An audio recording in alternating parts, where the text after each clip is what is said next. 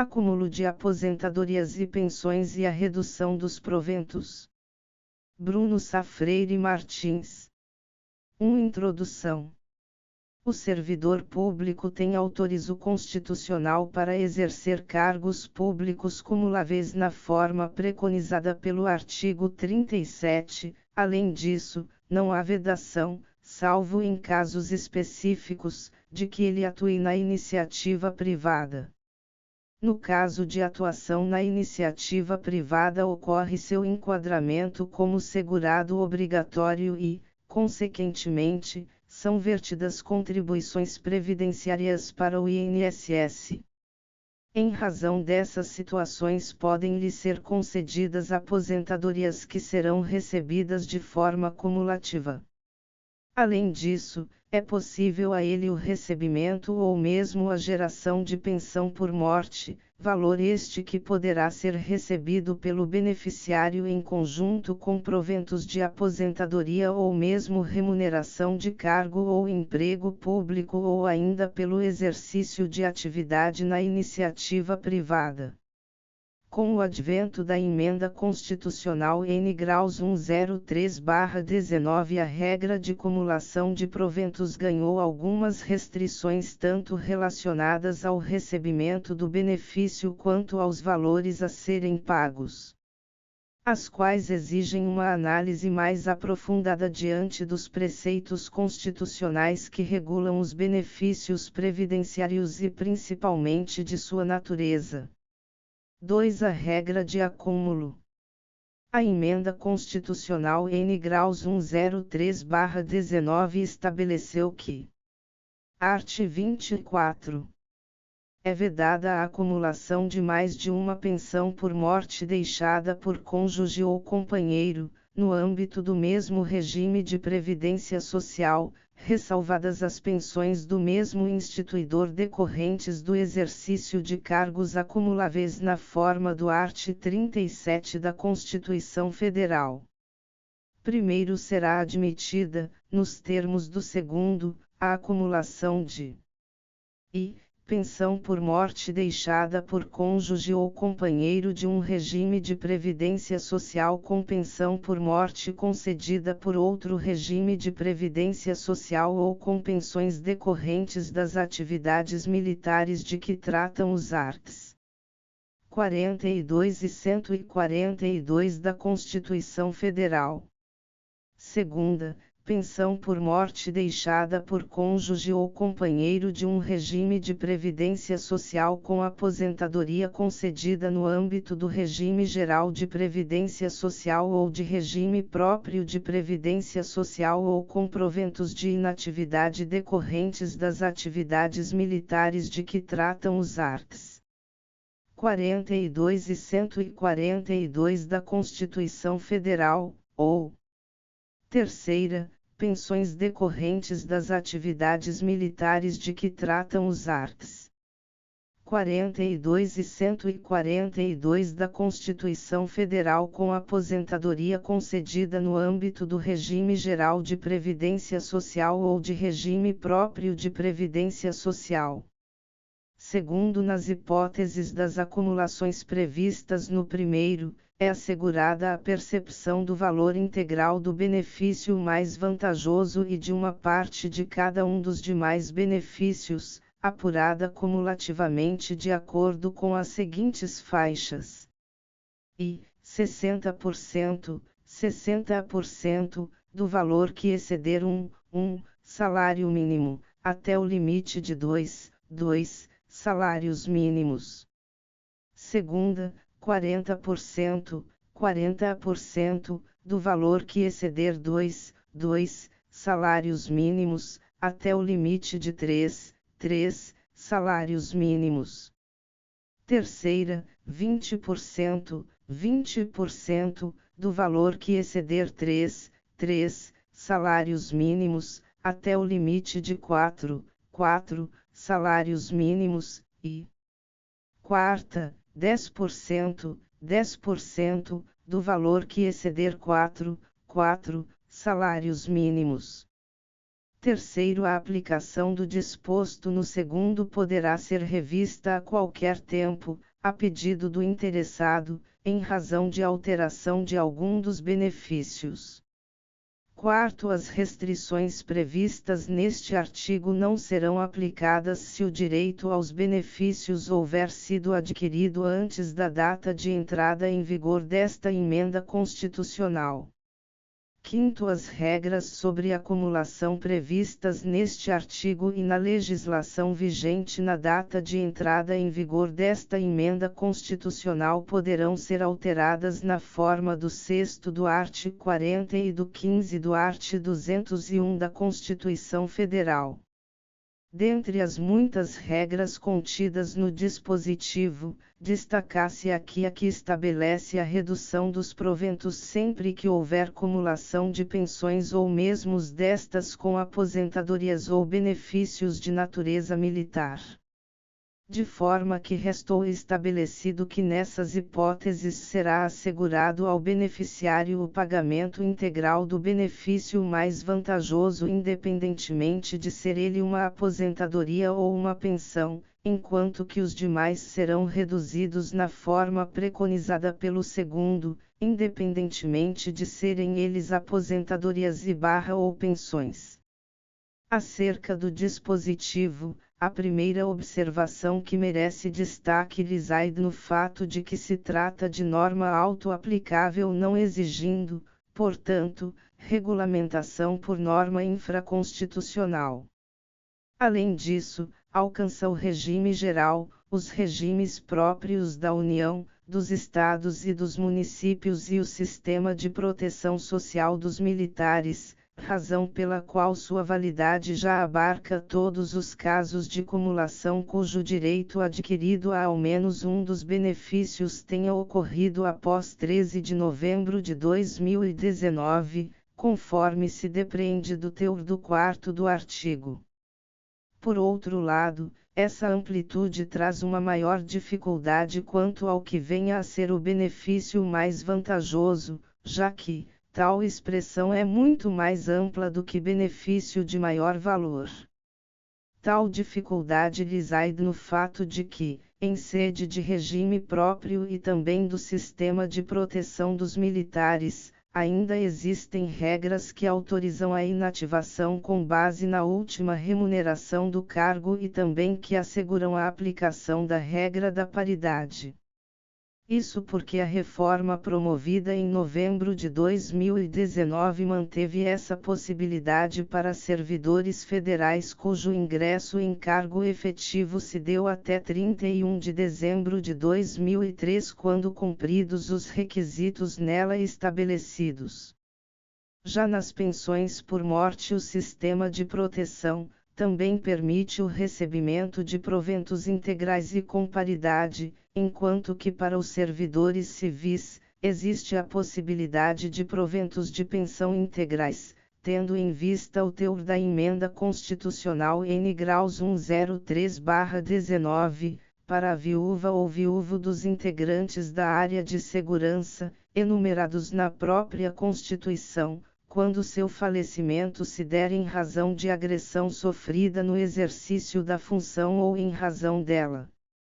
Reforma que impôs aos demais entes federados que possuem regime próprio, a manutenção das regras vigentes até sua edição, enquanto não forem realizadas as modificações locais, fazendo com que também existam permissivos estaduais e municipais autorizando proventos integrais e com paridade.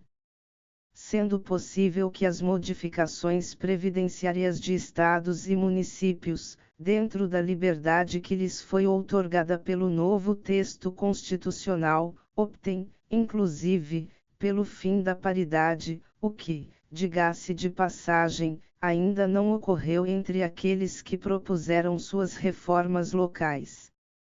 A aposentadoria com proventos correspondentes à última remuneração consiste na possibilidade de o servidor se inativar recebendo valores iguais aos que recebia quando se encontrava no serviço ativo. Já a paridade ou isonomia consiste na igualdade entre ativos e inativos perante a legislação instituidora de remuneração para os primeiros, garantido aos que já deixaram o serviço público a extensão das vantagens concedidas àqueles que continuam em atividade. Sendo essa possibilidade, como já dito, exceção. Isso porque, desde 2003 a regra de cálculo dos proventos de aposentadoria exige a observância histórica das médias das contribuições previdenciárias e o reajuste dos proventos é feito com o objetivo de recompor o seu poder de compra. O princípio da preservação do valor real, por sua vez, implica na aplicação de índice, previamente fixado pelo ente federado, de reajuste anual aos proventos de aposentadoria sem qualquer vinculação com os aumentos concedidos aos servidores em atividade, com o objetivo de recompor seu poder de compra, ou seja, o mesmo deve tomar por base as perdas inflacionárias do período anterior. Em um primeiro momento, a aposentadoria com última remuneração e paridade pode parecer mais vantajosa do que a inativação pela média e com reposição das perdas inflacionárias, já que o valor inicial do benefício será no máximo igual em ambas as hipóteses e no médio e longo prazo a garantia dos mesmos reajustes dos ativos pode parecer mais atrativa. Ocorre que ao se analisar a realidade atual, verifica-se que vários entes federados não têm concedido qualquer tipo de reajuste a seus servidores ativos, fazendo com que os inativos com direito à paridade também fiquem sem alteração em seus proventos. Por outro lado, estes mesmos entes federados são compelidos, anualmente, a recompor o poder de compra das aposentadorias e pensões daqueles que se aposentaram pela média contributiva, fazendo com que em alguns casos, tais segurados já estejam recebendo valores maiores do que aqueles que têm paridade. Assim, o conceito de benefício mais vantajoso, não pode se restringir apenas e tão somente ao valor bruto dos benefícios a que faz jus o segurado, devendo considerar também tais situações. 3. Modificação a qualquer tempo. Razão pela qual a Emenda Constitucional N. Graus 103/19 foi prudente no sentido de estabelecer que: terceiro, a aplicação do disposto no segundo poderá ser revista a qualquer tempo, a pedido do interessado, em razão de alteração de algum dos benefícios. Nesse ponto, há de se ressaltar que tal parágrafo torna imprescritível o direito à revisão da opção pelo benefício mais vantajoso feito no momento da cumulação, contudo não assegura a imprescritibilidade das prestações. Em verdade, a norma constitucional em questão ainda exige interpretação, inclusive quanto à possibilidade de exigência, em tais casos, de valores anteriores ao pleito de alteração. Assunto este a ser debatido em outra oportunidade. 4. Natureza da aposentadoria e da pensão. A reforma previdenciária de 2019 definiu como benefícios previdenciários dos servidores públicos apenas e tão somente as aposentadorias e pensões, entendimento esse que já vinha se consolidando no âmbito dos regimes próprios à medida que se entendia que sua criação se dava por intermédio da edição de lei que previa a existência de tais benefícios para os servidores. Na condição de benefícios previdenciários, sua concessão pressupõe a realização de contribuições previdenciárias, sendo esta inclusive uma das exigências para o reconhecimento da condição de filiado ao regime por parte do servidor. Além disso, as regras de aposentadoria voluntária trazem como exigência tempos mínimos de contribuição a serem cumpridos pelos servidores, sem os quais o benefício não pode ser concedido.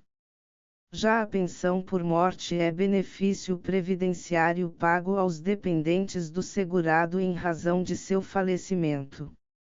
Trata-se de um benefício derivado, pois depende da existência de proventos de aposentadoria ao inativo ou remuneração/subsídio ao servidor ativo. Mas ainda assim, sua concessão somente pode se dar em razão das contribuições do servidor falecido. Além disso, não se pode perder de vista o fato de que, principalmente as aposentadorias, são benefícios autônomos, uma vez que para sua concessão faz-se necessário que hajam contribuições em vínculos distintos, não se admitindo a utilização de tempo de contribuição já utilizado na concessão de uma inativação em outra. Sem contar que, muitas vezes, como se vê do próprio dispositivo, são obtidas junto a regimes previdenciários diferentes. As pensões também se revestem de certa autonomia, especificamente quando sua concessão decorre do falecimento de um servidor na ativa ou mesmo foi concedida em regime diverso. 5. Caráter contributivo do regime. Além disso, não se perde de vista que desde a Emenda Constitucional N graus 20/98 foi restabelecido, integralmente, para os regimes próprios, o caráter contributivo dos benefícios previdenciários, passando, inclusive, o tempo de contribuição a figurar como requisito para a concessão de aposentadoria. Isso porque, a Previdência Social, qualquer que seja o regime adotado, geral, público ou complementar, e qualquer que seja a sua base de financiamento, sustenta-se ordinariamente por contribuições sociais.